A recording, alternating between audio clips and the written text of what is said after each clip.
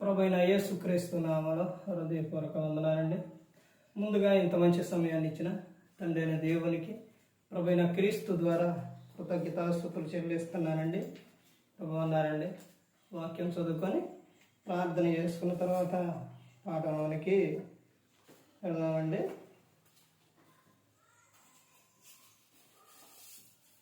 యోహాను గారు రాసిన సువార్త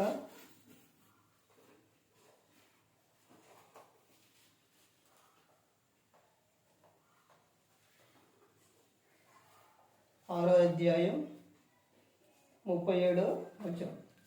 తండ్రి నాకు అనుగ్రహించు వారందరూ నా యొద్దకు వత్తురు, నా యొద్దకు వచ్చు వారిని నేనెంత మాత్రమును బయటికి త్రోసివేయను. ప్రార్థన చేసుకు. పరలోకమందున మా తండ్రి, పరిశుద్ధ ప్రేమ గల తండ్రి, గొప్ప తండ్రి, యెహోవా తండ్రి, మీ ప్రియకుమారుడు యేసుక్రీస్తు ప్రభువు ద్వారా కృతజ్ఞతాస్తుతులు చెల్లిస్తున్నాము నాయన. ఈ కూడిక అంతట్లో మీరే ఉంది నడిపించండి ఆయన. వాక్యం బోధించుండగా ఈ లోక సంబంధమైన జ్ఞానంతో కాకుండా మీ జ్ఞానంతో మాట్లాడే భాగ్యం దయచేస్తారని మా ప్రభువైన యేసుక్రీస్తు నామమున వేడుకుంటున్నాం తండ్రి, ఆమేన్. ప్రభువైన యేసుక్రీస్తు నామములో హృదయపూర్వక వందనాలండి. దేవుని కుమారుడు యేసుక్రీస్తు ప్రభువారి లోకానికి వచ్చిన తర్వాత పరలోక రాజ్యం సమీపిస్తుంది కనుక మారు మనసు పొందమని ప్రకటింప మొదలుపెట్టింది.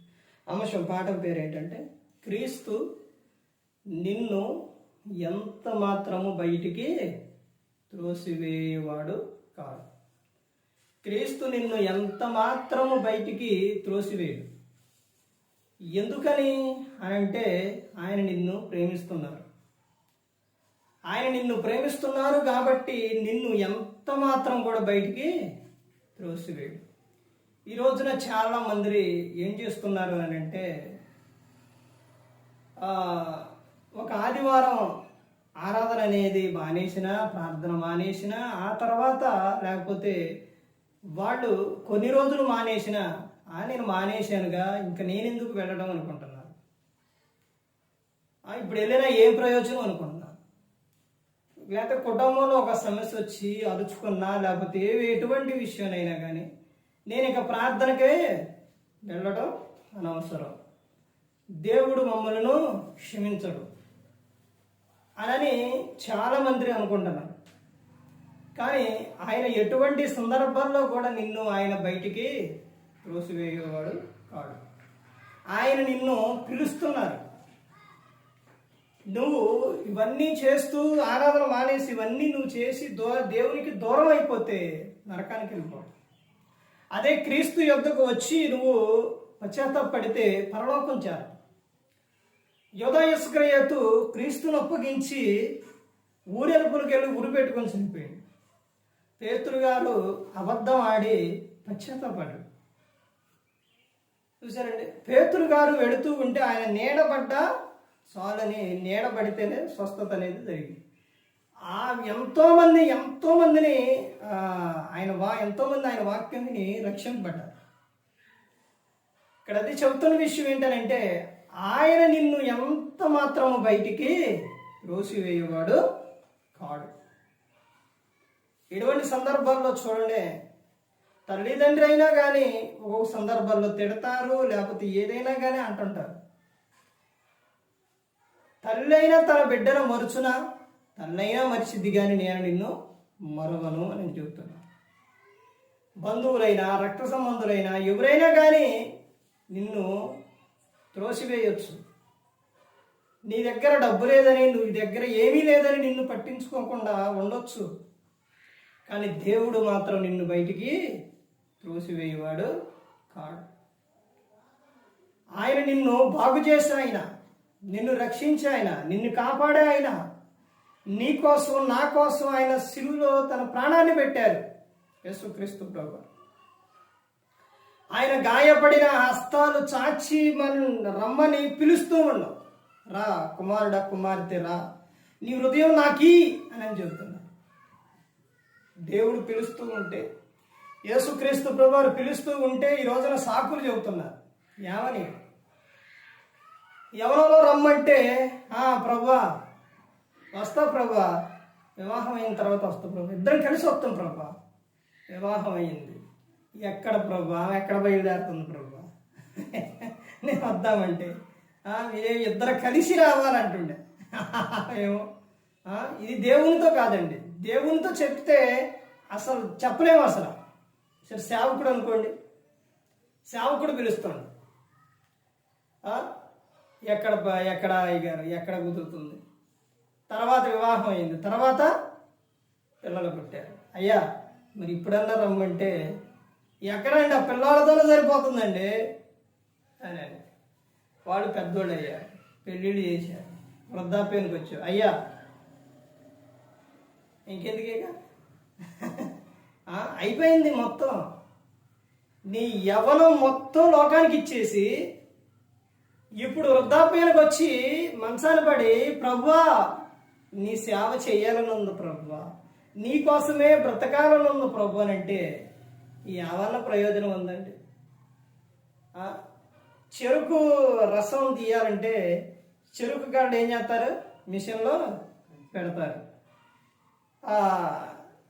ఇటు నుంచి అటు పోయిన తర్వాత అందులో నుంచి రసం అంతా వచ్చిన తర్వాత అందులో ఏముండిద్ది, పిప్పు ఉండిద్ది. దేనికైనా పనికి వచ్చిద్ది. ఇద్దరు పిల్లలు ఒకసారి ఇద్దరు కలిసి ఉన్నారు. ఒక ఆయనకే మామిడి పండు దొరికింది. ఆ పండు పిల్లోడు తింటా ఉంటే పక్కన ఉన్న ఆయన అరే కొంచెం పెట్టరా అన్నాడు. అగరా పెడతానన్నాడు.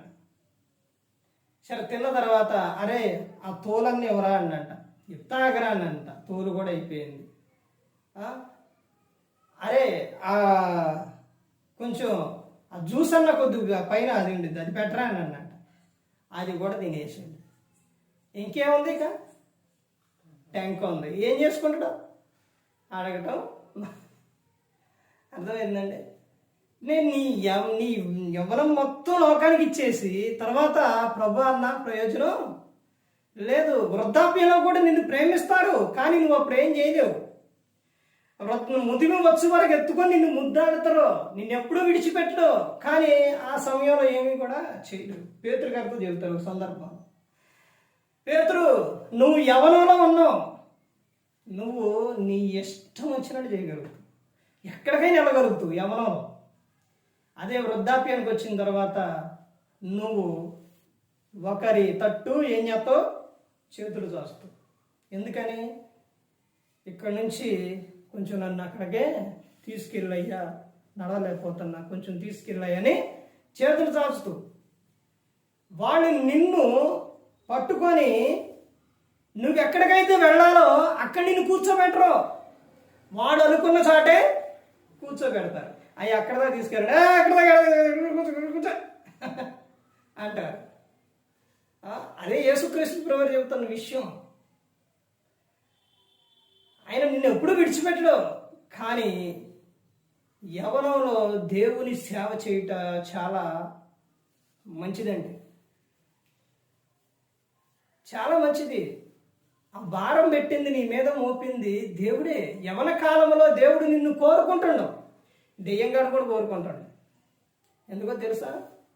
నిన్ను లోకాశలు చూపించేసి, నేత్రాశ, శరీరాశ, జీవుడమ్మను చూపించేసి నిన్ను లోకంలో కలపడానికి అపవాది నిన్ను కోరుకుంటా. ఆడు చూపించేది ఒక స్త్రీ పోతూ ఉంటే ఆ స్త్రీ ఎలా ఉన్నా కానీ నీకు నీ కళ్ళకు అందంగా చూపిస్తారు.